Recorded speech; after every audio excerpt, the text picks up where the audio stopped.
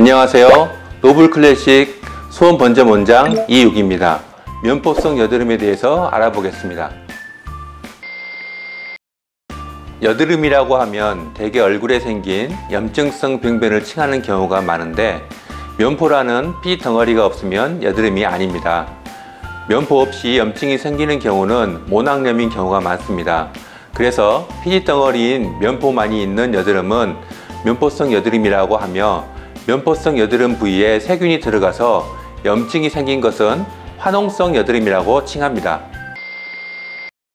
여드름은 사춘기가 되어 호르몬 변화로 피지를 만들어내는 공장인 피지선이 자극을 받아 커지면서 발생합니다. 공장인 피지선이 커지면 동일한 양의 원료가 들어오더라도 더 많은 피지가 형성되므로 면포가 더 쉽게 생깁니다.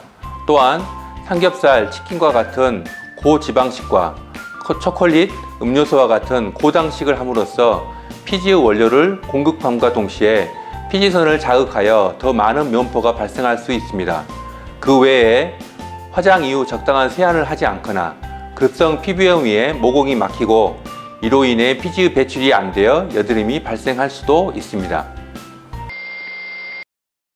앞에서 말씀드린 바와 같이 면포성 여드름의 원인이 되는 증식된 피지선, 피지의 원료가 되는 고지방식, 고당식, 모공의 막힘의 원인인 세안 부족과 급성 피부염 등을 해소하면 예방이 됩니다.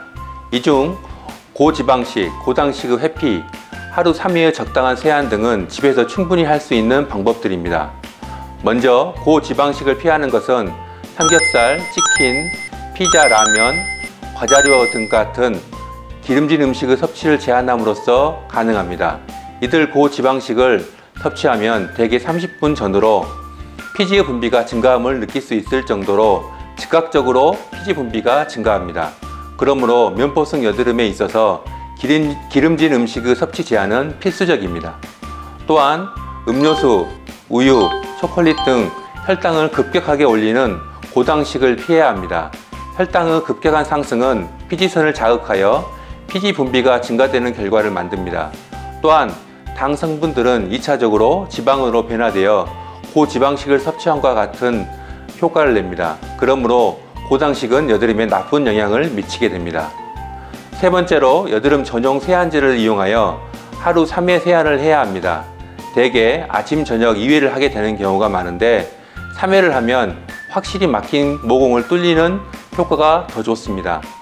또한 적당한 세안은 미세먼지, 곰팡이, 꽃가루 등에 유발되는 알레르기 접촉성 피부염을 예방하는 효과가 있습니다.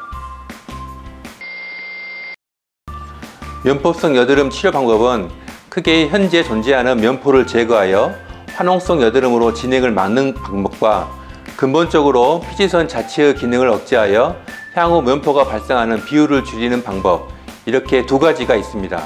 그중 현재 존재하는 면포를 제거하는 방법은 스케일링입니다. 스케일링은 얕은 화학 박피를 통해서 막혀있는 모공 입구를 넓히고 탄산가스 레이저로 면포 입구를 뚫고 들어가서 구멍을 낸 후 면포 제거기를 이용하여 면포를 압출해서 제거하는 방식입니다. 바늘을 이용한 방법보다 탄산가스 레이저로 시술하는 방법이 가장 면포를 효율적으로 제거할 수 있으며, 다시 면포가 생겨서 모공 안에 쌓이게 되기 전까지는 여드름이 발생하지 않습니다. 하지만 중고생에서 발생하는 여드름은 워낙 피지 분비가 많아 1, 2주 만에 다시 면포가 발생하는 경우가 많아서 스케일링만으로 유지하기에는 다소 무리가 있습니다. 이런 경우에는 피지선의 기능을 억제하여 향후 면포가 발생하는 것을 억제해야 하는데, 이때 이용할 수 있는 것이 ADT나 롱펄스를 이용한 피지선 기능 억제술입니다. 경우에 따라 노블셀을 사용하기도 합니다. 노블클래식 피부 레이저 네트워크 수원본점에서는 문진과 진찰을 통해 개인마다 문제가 되는 부분에 대하여 진단하고 최적화되고 경제적인 치료 방법을 제공하기 위해 노력하고 있습니다.